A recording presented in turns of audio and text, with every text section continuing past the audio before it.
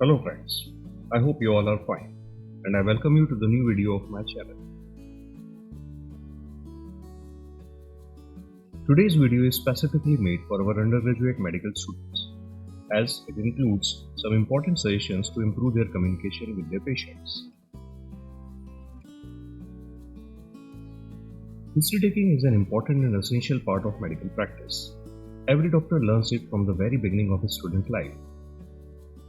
It's a dream of every student to have a smooth communication with his patients and to present an impressive history to his teacher or examiner. But many a times, students are unable to obtain the complete information from some patients. And a major reason behind this problem is disinterest of some patients in having communication with some students. Because every patient gets admitted to the hospital only to get relief from his sufferings. So, he is more interested in talking to a senior consultant and may not show the same interest in talking to a group of young medical students.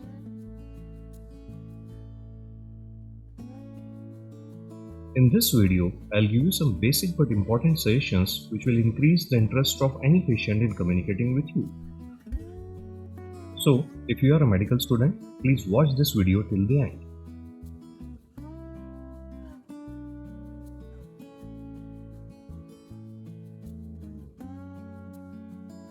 It is very important to start your communication with the patient with an impressive introduction. You must tell him that you have been sent by the consultant to talk about his disease and that you will tell about his disease to the consultant. This type of introduction increases the interest of many patients in young medical students as they feel that this conversation is going to be beneficial for them also.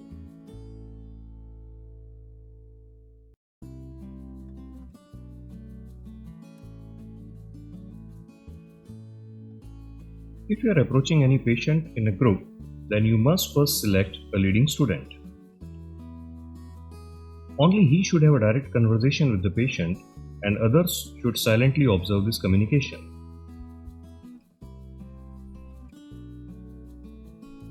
Because if many students will try to communicate with any patient simultaneously, he'll definitely get annoyed after some time.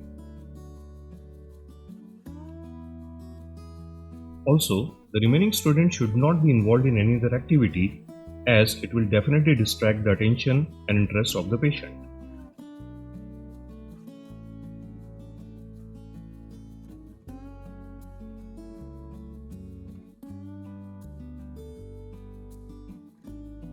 The process of history taking takes some time.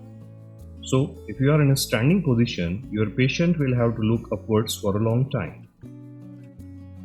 Studies have shown that prolonged upward gaze may make some persons uncomfortable after some time. So, your patient may feel fatigued and may lose his interest in talking to you.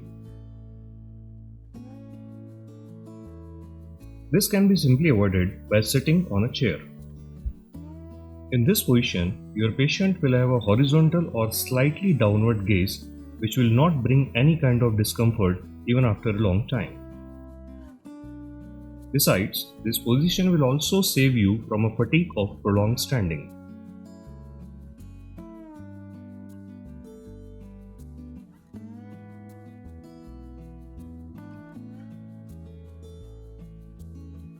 A student has to take a comprehensive history of his patient, which includes a large number of questions in a specific sequence.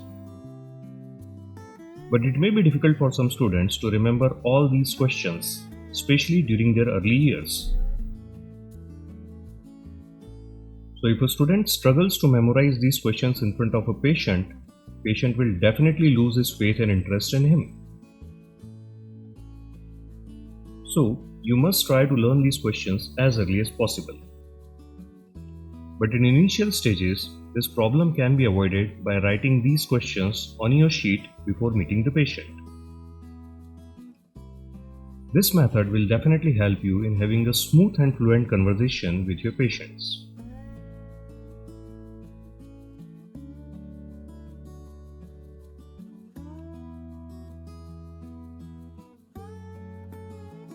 We should always use language which is easily understood by our patients. But subconsciously, we often use some English words during our routine conversations. So if a patient is having frequent problem in understanding your questions, he'll definitely lose his interest in talking to you.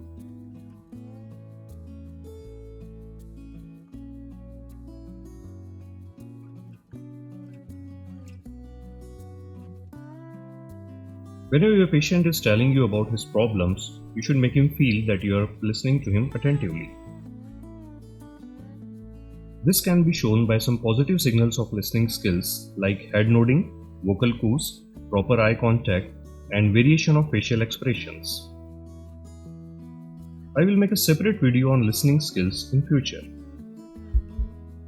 Studies have shown that these signals definitely encourage the patient to speak out more about his disease. And as the conversation proceeds, he starts taking more interest in communicating with the student.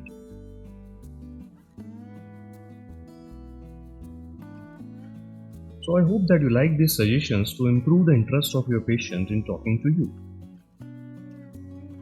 You can try them whenever you get an opportunity to communicate with any patient in future.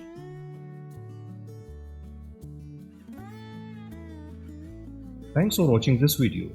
If you liked it, please share it with your friends and subscribe the channel. We'll meet again very soon with some new video.